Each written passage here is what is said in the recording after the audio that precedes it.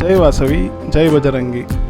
ನಿಮಗೆ ಈ ವಿಡಿಯೋನಲ್ಲಿ ನೋಡ್ತಾ ಇರೋ ಹಾಗೆ ಇವತ್ತಿನ ವಿಡಿಯೋ ಬಂದು ಸಿಗಂದೂರು ಚೌಡೇಶ್ವರಿಯ ಹತ್ತಿರ ಇರುವ ಮೇಲ್ಸೇತುವೆಯ ಬಗ್ಗೆ.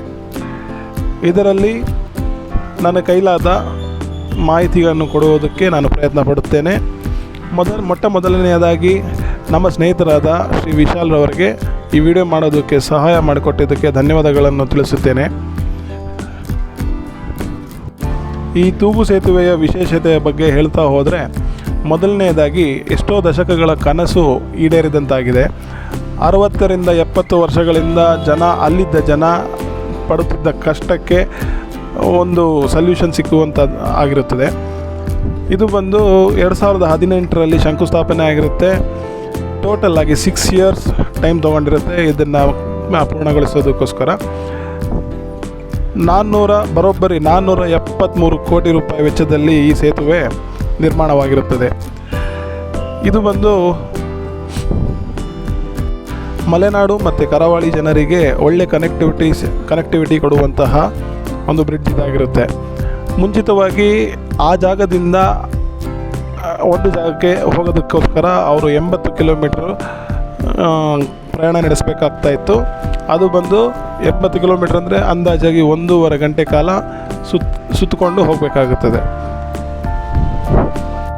ಇವಾಗ ಕೇವಲ 5ರಿಂದ 10 ನಿಮಿಷದೊಳಗೆ ಆ ಪ್ರಯಾಣವನ್ನು ಮುಗಿಸಬಹುದಾಗಿರುತ್ತದೆ.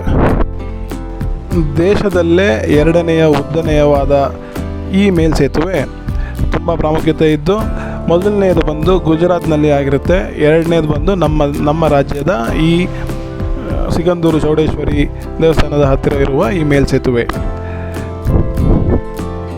ಇದರ ಸ್ಪೆಸಿಫಿಕೇಷನ್ ನೋಡ್ತಾ ಹೋದರೆ, ಈ ಮೇಲ್ಸೇತುವೆ ಉದ್ದ ಬಂದು 2.14 ಕಿಲೋಮೀಟರ್ಸ್ ಆಗಿರುತ್ತೆ. ಇದರ ಅಗಲ ಬಂದು 16 ಮೀಟರ್ ಇರುತ್ತೆ. ಎರಡೂ ಬದಿಯಲ್ಲಿ 1.5 ಮೀಟರ್ಸ್ ಜನ ಓಡೋದಕ್ಕೋಸ್ಕರ ಅಂತಲೇ ಜಾಗ ಬಿಟ್ಟಿದ್ದಾರೆ. ಇದನ್ನು ಲೋಡ್ ಟೆಸ್ಟಿಂಗ್ ಟೈಮ್ನಲ್ಲಿ ತುಂಬ ಒಳ್ಳೆ ಎಕ್ಸಲೆಂಟ್ ರಿಸಲ್ಟ್ಸ್ ಬಂದಿರುತ್ತೆ. ಎಷ್ಟೇ ದೊಡ್ಡ ಬಿರುಗಾಳಿ ಬಂದರೂ ಕೂಡ, ಅಂದಾಜು ಒಂದು 200 ಕಿಲೋಮೀಟರ್ ವೇಗದಲ್ಲಿ ಕೂಡ ಗಾಳಿ ಬೀಸಿದ್ರೂ ಕೂಡ ಗಟ್ಟಿಯಾಗಿ ತಡೆದು ನಿಲ್ಲುವಂಥ ಶಕ್ತಿ ಸಾಮರ್ಥ್ಯ ಈ ಮೇಲ್ಸೇತುವೆಗೆ ಇರುತ್ತದೆ. ಹಾಗೂ ಲಘುವಾದ ಒಂದು ಭೂಕಂಪ ಬಂದರೂ ಕೂಡ ಅದನ್ನು ತಡೆಯುವಂಥ ಶಕ್ತಿ ಸಾಮರ್ಥ್ಯ ಇರುವಂತಹ ಈ ಬ್ರಿಡ್ಜ್ ತುಂಬ ವಿಶೇಷ ಕಟ್ಟಿಕೊಳ್ಳಲಾಗಿರುತ್ತದೆ. ಈ ಬ್ರಿಡ್ಜ್ ಹೆಸರು ಬಂದು ಅಂಬರಗೋಡ್ಲು ಮತ್ತು ಕಲಸವಳ್ಳಿ ತೂಗು ಸೇತುವೆ ಅಂತ ಇದೆ. ಶಿವಮೊಗ್ಗ ಮತ್ತು ಉಡುಪಿ ಜಿಲ್ಲೆಗೆ ಹತ್ತಿರವಾಗುವ ರೀತಿಯಲ್ಲಿ ಇದನ್ನು ತುಂಬ ಚೆನ್ನಾಗಿ ಕಟ್ಟಿದ್ದಾರೆ. ಮುಂದಿನ ದಿನಗಳಲ್ಲಿ ಆರ್ಥಿಕವಾಗಿ ಮತ್ತು ಟೂರಿಸ್ಟ್ ವಿಚಾರವಾಗಿ ತುಂಬಾ ಒಂದು ಅಭಿವೃದ್ಧಿ ತಗೊಳ್ಳುವಂಥ ಸಾಧ್ಯತೆ ತುಂಬ ಜಾಸ್ತಿ ಇದೆ. ಹೊಸದಾಗಿ ಅಂಗಡಿ ನಿರ್ಮಾಣಗಳಾಗಿರಬಹುದು, ಟೂರಿಸ್ಟ್ ಡೆಸ್ಟಿನೇಷನ್ ಆಗಿ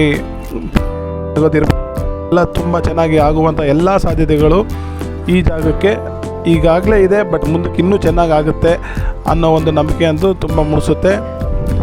ಸದ್ಯದ ಪರಿಸ್ಥಿತಿಯಲ್ಲಿ ಅಲ್ಲಿರುವ ಲಾಂಚ್ಗಳ ಸೇವೆಯನ್ನು ನಿಲ್ಲಿಸಿರುತ್ತಾರೆ.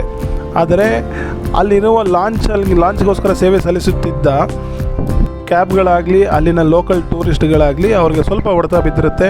ಸ್ವಲ್ಪ ದಿನಗಳ ಕಾಲ ನಂತರ ಒಳ್ಳೆ ಒಂದು ಟೂರಿಸ್ಟ್ ಸ್ಪಾಟ್ ಆಗಿರೋದ್ರಿಂದ ಮತ್ತೆ ಮುಂದಕ್ಕೆ ಒಳ್ಳೆ ಬೆಳವಣಿಗೆ ಅವ್ರಿಗೂ ಸಾಧ್ಯ ಆಗುತ್ತೆ. ಸದ್ಯದ ಮಟ್ಟಿಗೆ ಕಷ್ಟ ಆಗಬಹುದು, ಆದರೆ ಮುಂದಕ್ಕೆ ತುಂಬ ಒಳ್ಳೆಯದಾಗುತ್ತೆ ಅನ್ನೋ ಒಂದು ನಂಬಿಕೆ ಅಂತೂ ಖಂಡಿತ ಇರುತ್ತದೆ. ಅದೇ ಲಾಂಚ್ಗಳನ್ನು ಮುಂದಕ್ಕೆ ಹೋಟೆಲ್ಗಳಾಗಿ ಪರಿವರ್ತನೆ ಮಾಡುವ ಸಾಧ್ಯತೆಗಳು ಕೂಡ ತುಂಬ ಕಾಣಿಸ್ತಾ ಇದೆ. ಎಲ್ಲದಕ್ಕೂ ಜಯವಾಗಲಿ, ಒಳ್ಳೆಯದಾಗಲಿ.